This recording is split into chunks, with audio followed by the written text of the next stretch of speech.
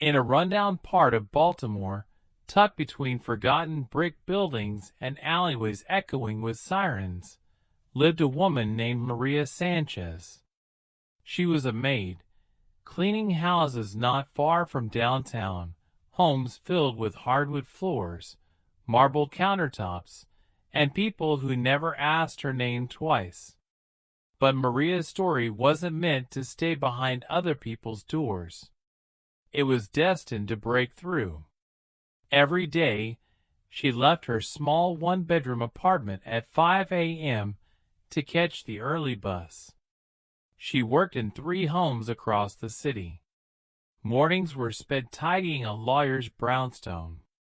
Afternoons were for deep cleaning at tech startup couple's loft. Evenings, she swept the floors and folded laundry in a quiet old professor's home. Maria moved like a machine, quiet, quick, invisible. But at night, when the city dimmed and her bones ached, Maria lit a candle by her window, sat at a secondhand desk, and wrote. On lined paper from the dollar store, with a pen almost out of ink, she poured her soul into stories. What did she write about? No one knew. Not her daughter. Not her coworkers. Not the neighbors who sometimes laughed. "You think you're gonna write your way out of here?" But Maria didn't stop. Since childhood, stories had been her escape, fairy tales whispered by her grandmother back in El Paso, books she'd borrowed from the public library before her father made her drop out of school. Writing was her rebellion, her freedom, her future. She kept her notebooks under her mattress. No one read them. Not because she was ashamed, but because she didn't think anyone would care.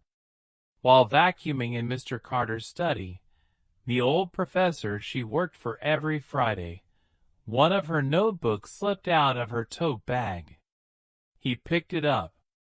"What's this?" Maria froze. "It's nothing, just some notes." He opened it. Read a few lines. Looked up slowly. "You wrote this?" She nodded, nervous.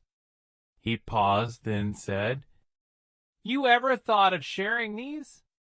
Maria laughed quietly. "I don't even have a computer." The next Monday, there it was on his kitchen counter. A used laptop, a small printer, and a sticky note that read, "Start now."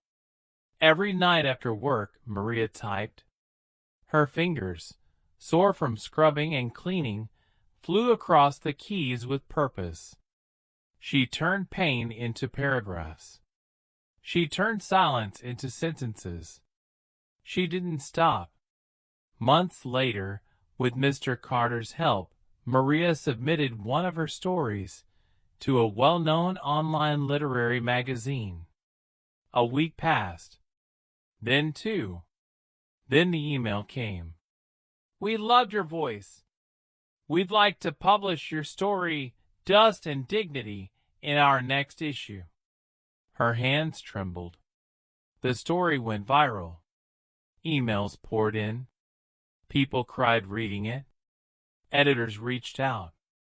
Agents called. Mr. Carter smiled and said, "They'd finally see what I saw." Within a year, Maria published her debut collection, The Other Side of Clean. Stories based on her life and the unseen lives of domestic workers across America. It climbed bestseller lists. Oprah called. Book clubs across the country made her story their monthly pick. She was interviewed on NPR, CNN, and the New York Times. But Maria didn't stop there. With her earnings, she started a nonprofit that helped working-class women become writers. Free workshops. Free childcare. Real stories told honestly. Then came a second book, an anthology of stories by janitors, housekeepers, and nannies. It hit #1 on Amazon. She bought a house, sent her daughter to college, hired a team, helped hundreds of women find their voice. A millionaire, a best-selling author, a speaker, mentor, and voice for the voiceless. A woman who refused to believe her story didn't matter. And even now, every night, she still writes. When asked what changed her life, she says, "One person believed in me, and I refused to stop believing in myself." She didn't escape poverty by luck. She wrote her way out of it, word by word, dream by dream. Because Maria was never just a maid. She was always a storyteller. And her story? It's still being written.